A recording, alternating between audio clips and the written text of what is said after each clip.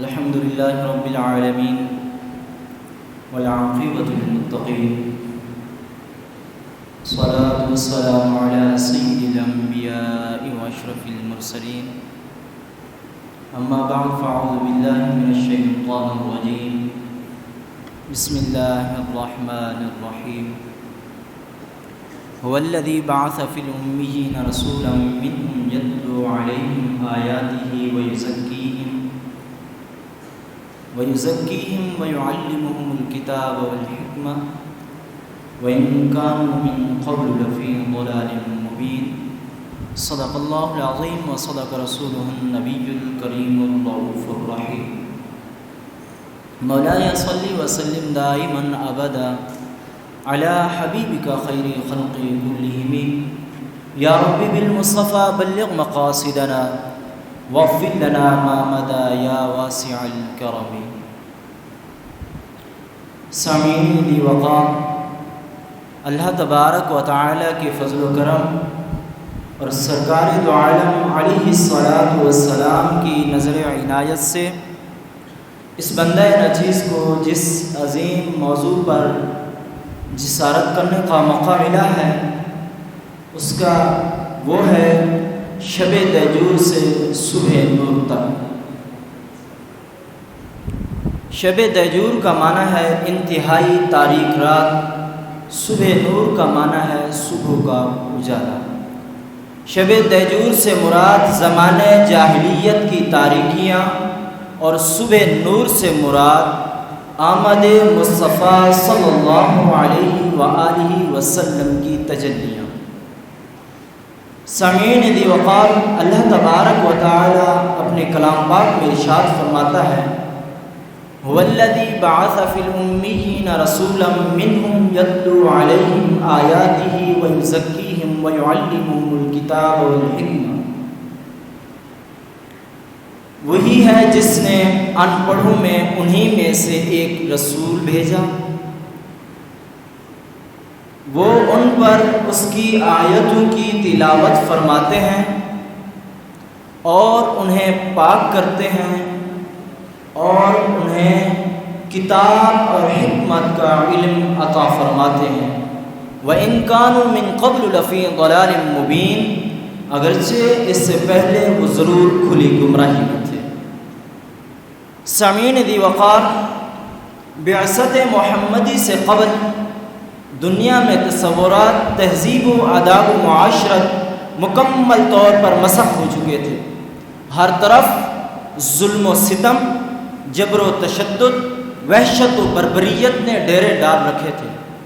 کفر و الحاد نے انسانیت کو چاروں طرف سے گھیر رکھا تھا۔ عرب کی حالت دنیا کے دوسرے خطوں سے زیادہ تاریک میں ڈوبی ہوئی تھی۔ جاہلیت اور نفس پرستی کی وجہ سے ان کی اخلاقی حالت ناگفتہ بہی تھی۔ لڑکیوں کو زندہ دفن کرنا، لاتعداد بیویاں رکھنا، باپ کے مر جانے کے بعد اپنی ماؤں کو آپس میں تقسیم کر لینا، پھر انہیں اپنی بیویاں بنا کر رکھنا۔ جس عورت کا خاوند فوت ہو جاتا اسے منحوس سمجھا جاتا تھا اور 1 سال تک اسے عدت گزارنا پڑتی۔ جیسا کہ بخاری شریف کی حدیث مبارکہ ہے، حضور علیہ السلام نے فرمایا اذا كانت امرأة توفی عنها زوجها دخلت حفشا ولبست شر ثيابها ولم تمس طيبا ولا شيئا حتى تمر بها سنة او کما قال علیہ السلام۔ جس عورت کا خاوند فوت ہو جاتا وہ ایک کوٹری میں داخل ہو جاتی، خراب کپڑے پہن لیتی، خوشبو کو ہاتھ تک نہ لگاتی اور نہ ہی کوئی زیب و زینت کی کوئی چیز استعمال کرتی، یہاں تک کہ سال گزر جاتا۔ جب کسی شخص کا انتقال ہو جاتا تو اس کے ساتھ جو ذلت آمیز برتاؤ کیا جاتا اس کا انسان سن کر سراپے حیرت بن جاتا ہے۔ اس مرنے والے کو گہرے کنویں میں لٹکا دیتے، گوشت خور پرندے کوے چیلیں اس پر جھپٹ جھپٹ کر اس کا گوشت نوچ لیتے. انسانیت کی ذلت تھی. انسان دنیا کی منڈیوں میں بکتے تھے، مرد بھی بکتے تھے، عورتیں بھی بکتی تھیں. ہاتھوں میں زنجیریں، پاؤں میں بیڑیاں تھیں. یہ انسانیت کی ذلت تھی. سامعین دی وقار، یہ تو تھی شب دجور یعنی ظلمت کی تاریکیاں. صبح نور یہ ہے کہ جب صہیبہ نے جا کر ابو لہب کو کہا تیرے بھائی عبداللہ کے گھر بیٹا پیدا ہوا ہے، تو اس نے یہ بات سنتے ہی اپنی لونڈی کو آزاد کر دیتا ہے. تو یہ بات، اس بات کی یہ دلیل ہے کہ حضور علیہ الصلاۃ والسلام نے صحنِ ہستی میں قدم ہی رکھے ہیں، غلامی کی زنجیریں ٹوٹنے لگی. کتنے ہی طریقے دیے غلام آزاد کرنے کے لیے. روزہ توڑ بیٹھو، اس کے کفارے کے لیے غلام آزاد کرو. کفارہ قتل اور کفارہ زہار میں غلام آزاد کرو. قسم توڑ بیٹھو، غلام آزاد کرو. حضرت ابو بکر صدیق رضی اللہ تعالی عنہ نے کتنے غلام آزاد کیے. حضرت عثمان غنی رضی اللہ تعالی عنہ نے ہر جمعے کو غلام آزاد کیا کرتے تھے. اور اسی طرح حضرت عثمان بن عوف رضی اللہ تعالی عنہ نے اپنی زندگی میں 30,000 غلام آزاد کیے. آج دنیا میں کوئی ایسی منڈی نہیں ملے گی جہاں انسان بکتے ہوں، دوشیزیں بکتی ہوں، جہاں بیٹیاں بکتے ہوں. حضور علیہ الصلاۃ والسلام کی آمد کے ساتھ ہی سب سے پہلا احسان عورت پر ہوا. ماؤں، بہنوں، بیٹیوں کو عزت و مقام و مرتبہ ملا. یتیم کو دھکے دیے جاتے تھے. حضور علیہ الصلاۃ والسلام نے فرمایا انا وکفل الیتیم، میں اور یتیم کی کفالت کرنے والا جنت میں اس طرح ہوں گے جس طرح یہ دونوں انگلیاں ملی ہوئی ہیں. سامعین دی وقار، حضور علیہ الصلاۃ والسلام نے ظلمت کی تاریکیوں کو اللہ تبارک و تعالی کے احکامات اور اپنے فرامین کے ساتھ کس طرح مٹایا اور صبح نور کے لباس میں ملبوس فرمایا.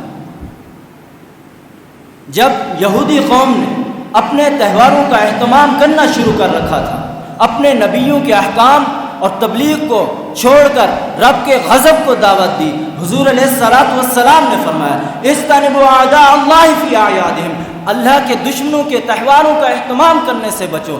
انہوں نے سر سے لے کر پاؤں تک سب کچھ غیروں کی تقلید میں بدل ڈالا، مگر مصطفیٰ علیہ الصلاۃ والسلام نے فرمایا من تشبہ بقوم فہو منہم، جس انسان نے جس قوم کی تشبیہ اختیار کی وہ انسان انہی میں سے ہوگا.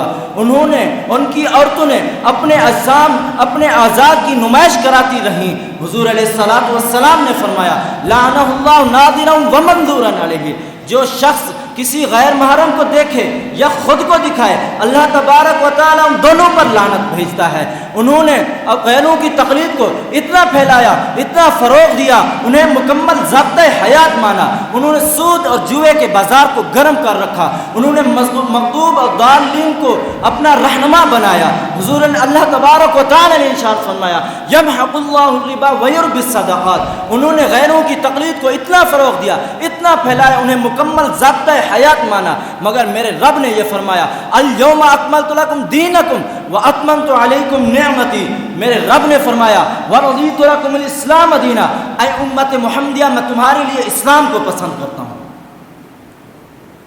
لیکن وہ قوم اپنے رب کی رضا پر راضی نہ ہوئی. اس قوم نے انبیاء کی تبلیغ اور احکامات کو پس پشت ڈال کر حق و باطل کی تفریق مٹا دی. انہوں نے آسمانی کتابیں تورات، زبور، انجیل کو اپنی من گھڑت باتوں کے ساتھ ملا کر ایک دوسرے کو لازم و ملزوم ٹھہرایا. انہوں نے اپنے ذہنوں میں فرنگیانہ تغلیب اور اپنی تہذیب کو اتنا فروغ دیا، شراب نوشی کو صحت کی ضمانت سمجھ بیٹھے. لڑکے لڑکیاں ناچ گانے میں فریفتہ ہو گئے. انسانیت کی قدر و منزلت، عزت و وقار کو پاؤں تلے رونتے تھے. اسی تاریخ کا شہر مشرق نے نقشہ کھینچ کر فرمایا فروغ مغربیاں خیرہ کر رہا ہے تجھے، فروغ مغربیاں خیرہ کر رہا ہے تجھے، تیری نظر کا نگہباں ہو صاحب مازا.